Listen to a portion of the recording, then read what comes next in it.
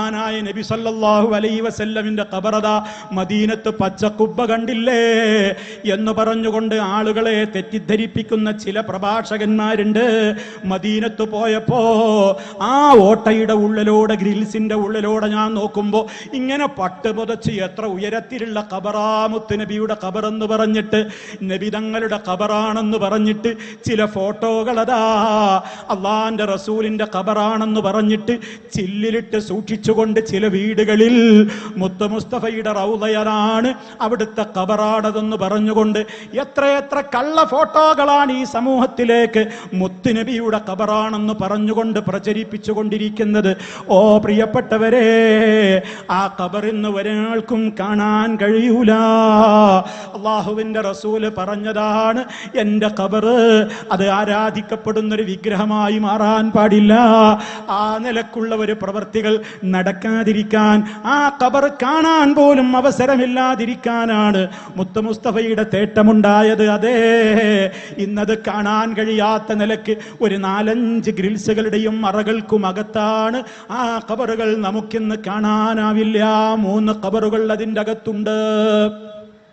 എന്താ 3 ഖബറിന്റെയും വലുപ്പം? ഒരു ചാണിലപ്പുറം അത് ഉയർത്തിയിട്ടില്ല. മൗലവി, നിങ്ങൾ എങ്ങനെയാ കണ്ടത്? കാണാൻ പറ്റൂലെങ്കിൽ നിങ്ങളായിട്ട് എങ്ങനെയാ കണ്ടത്? അവിടുത്തെ ഭരണാധികാരികൾ പോലും അത് തുറക്കാറില്ല.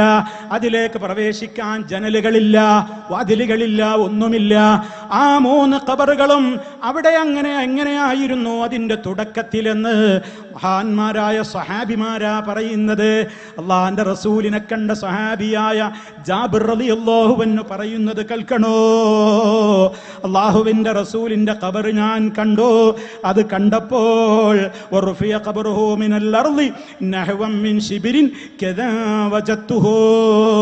നബി സല്ലല്ലാഹു അലൈഹി വസല്ലമിന്റെ ഖബർ ഞാൻ കണ്ടപ്പോൾ ഏകദേശം ഒരു ചാണ് ഉയർത്തപ്പെട്ട നിലക്കാണ് കണ്ടത്. ഇതാരാ പറയുന്നത്? റസൂലുള്ളാഹിനെ കണ്ട സ്വഹാബിയാണ് പറയുന്നത്. ഇനി അതിന്റെ ശേഷം എന്ത് സംഭവിച്ചു നിങ്ങൾ ശരിക്കും മനസ്സിലാക്കണം. പിൽക്കാലത്തും അങ്ങനെ തന്നെയാണ്. കുറെ കാലം കഴിഞ്ഞു മഹദിയായ ഉമ്മ ആയിഷ റളിയല്ലാഹു തആല അൻഹ അതേ വീട്ടിൽ തന്നെയാണ് താമസിക്കുന്നത്. ഒരു കർട്ടനിന്റെ അപ്പുറത്ത് 3 ഖബറുകളുണ്ട്. അവിടെയാണ്, ഇപ്പുറത്തെ റൂമിലാണ് നമ്മുടെ ഉമ്മ ആയിഷ റളിയല്ലാഹു അൻഹ താമസിക്കുന്നത്. അവിടെ കദാ അബൂബക്കർ സിദ്ദീഖ് റളിയല്ലാഹു അൻഹുവിന്റെ തന്നെ മകന്റെ മകനായ പേരക്കുട്ടിയായ ഖാസിം റളിയല്ലാഹു തആല അൻഹു കയറി ചെല്ലുകയാണ്. എന്നിട്ട് ഉമ്മയോട് പറയാണ്, ഉമ്മ, എന്റെ പ്രിയപ്പെട്ട ഉമ്മ, ഇക്ഷിഫീലി അൻ ഖബരിൻ നബി സല്ലല്ലാഹു അലൈഹി വസല്ലമ വസാഹിബൈ. അല്ലാഹുവിന്റെ റസൂലിന്റെ ഖബറൊന്ന് എനിക്ക് കാണിച്ചു തരൂ ഉമ്മ. അബൂബക്കർ റളിയല്ലാഹു അൻഹുവിന്റെ ഖബറൊന്ന് കാണിച്ചു തരൂ ഉമ്മ. ഉമർ ഖത്താബ് റളിയല്ലാഹു അൻഹുവിന്റെ, അങ്ങനെ ഈ 3 ഖബറുകളും എനിക്കൊന്ന് കാണിച്ചു തരൂ ഉമ്മ. കാരണം ഉമ്മയാണ് അതിന്റെ അകത്തുള്ളത്. ആ ഉമ്മയുടെ വീട്ടിലാണ് മുത്ത് മുസ്തഫയെ ഖബറടക്കിയിട്ടുള്ളത്. അവിടെയാണ് അവിടുന്ന് വഫാത്തായിട്ടുള്ളത്. അവിടെ തന്നെയാണ് അബൂബക്കർ റളിയല്ലാഹു അൻഹുവിന്റെയും ഖബറുള്ളത്, ഉമർ ഖത്താബ് റളിയല്ലാഹു അൻഹുവിന്റെയും ഖബറുള്ളത്. ആ ഒരൊറ്റ റൂമിലാണ്. ഇപ്പുറത്താണ് ഉമ്മ താമസിക്കുന്നത്. ആ ഉമ്മയോടാണ് ചോദിക്കുന്നത്, ഉമ്മ, ഈ 3 ഖബറുകൾ ഞാനൊന്ന് കണ്ടോട്ടെ. ഇതാരാ ചോദിക്കുന്നത്? ഖാസിം റഹിമഹുള്ളയാണ്. അദ്ദേഹം ഹിജറ 35-ൽ ജനിച്ചിട്ട് അദ്ദേഹം ഹിജറ 108-ലാണ് വഫാത്താകുന്നതെന്ന് ഓർക്കണം. ആ വ്യക്തി, ആ മഹാനായ സഹാബി ആയിഷുമ്മ ബീവിയിൽ നിന്ന് ഇൽമ പഠിച്ച വലിയ പണ്ഡിതനാണ്. മഹദിയായ പണ്ഡിതയായ നമ്മുടെ ഉമ്മമാരുടെ കൂട്ടത്തിൽ ഏറെ വലിയ പാണ്ഡിത്യമുണ്ടായിരുന്ന ഉമ്മയാണ് പ്രിയപ്പെട്ട നമ്മുടെ ഉമ്മ ആയിഷ റളിയല്ലാഹു അൻഹാ. ആ ഉമ്മയോടാണ് സമ്മതം ചോദിച്ചുകൊണ്ട് ഈ ഖബറൊന്ന് കണ്ടോട്ടെ എന്ന് പറയുന്നത്. അപ്പോൾ അവരെനിക്ക് കാണിച്ചു തന്നു. അവരിപ്പുറത്ത് കർട്ടനിന്റെ പുറത്ത് താമസിക്കുന്നു. ആ കർട്ടൻ അങ്ങ് നീക്കി കാണിച്ചു തന്നു. അപ്പോൾ ഞാൻ 3 ഖബറുകളും കണ്ടപ്പോ അത് ഭൂമിയിൽ നിന്നധികം ഉയർത്തപ്പെട്ട നിലക്കല്ല കണ്ടത്, ഭൂമിയോട് സമതരപ്പുമായിട്ടല്ല കണ്ടത്. അതിന്മേൽ ചുവന്ന ചരൽക്കല്ലുകൾ പാകിയിട്ടുണ്ട്. ആ ഖബറിനെ കുറിച്ച് ജാബിർ റളിയല്ലാഹു അൻഹു പറഞ്ഞത്, നഹ്വൻ മിൻ ശിബിരിൻ, ഭൂമിയിൽ നിന്ന് ഒരു ചാണിലപ്പുറം ഉയർന്നിട്ടില്ല. ഇതാ മുസ്ലിമിന്റെ ഖബറ്. അത് തങ്ങളെ ഖബറാണെങ്കിൽ ഒരുപാട് പൊക്കാം, ഔലിയപ്പാപ്പയാണെങ്കിൽ ഒരുപാട് ഉയർത്താം എന്നൊക്കെ ആരാണ് പ്രിയപ്പെട്ട മുസ്ലിമെ പഠിപ്പിച്ചത്? മുത്ത മുസ്തഫയേക്കാൾ ലോകം കണ്ട ഒരു വലിയ നേതാവിന് ലോകത്ത് ജനിക്കാനുണ്ടോ? ജനിച്ചവരുടെ കൂട്ടത്തിലുണ്ടോ? ആ മുത്ത മുസ്തഫയുടെ ഖബറ് ഒരു ചാണിലപ്പുറം ഉയർത്തപ്പെട്ടിട്ടില്ല. അപ്പോൾ പിന്നെ പച്ചക്കുബ്ബ പിന്നെ എങ്ങനെ വന്നു? പച്ചക്കുബ്ബ പിന്നെ ആര് നിർമ്മിച്ചു?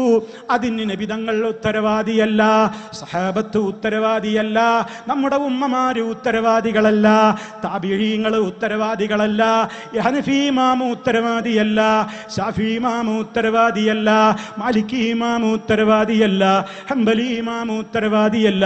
അവരുടെയൊക്കെ എത്രയോ കാലത്തിന്റെ ശേഷം അതാ പല ഭരണാധികാരികൾ മക്ക ഭരിച്ചിട്ടുണ്ട്.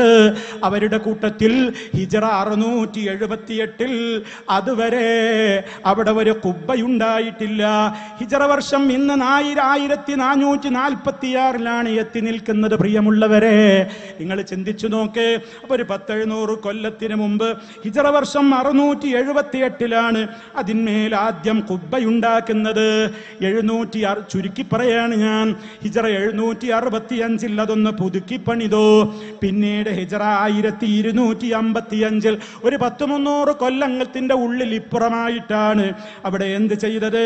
അവിടെ വീണ്ടും പച്ച കുബ്ബയുണ്ടാക്കി. അതിന്റെ മുമ്പ് അവിടെ നീല കുബ്ബയായിരുന്നു. പിന്നീട് കുബ്ബത്തുൻ ഖദറ പച്ച കുബ്ബയാക്കി മാറ്റി. അതൊക്കെ പിന്നീടുണ്ടാക്കിയ നിർമ്മാണങ്ങളാണ്. ഇതിനൊന്നും ഇസ്ലാമിന്റെ പ്രമാണങ്ങളിൽ രേഖയില്ല.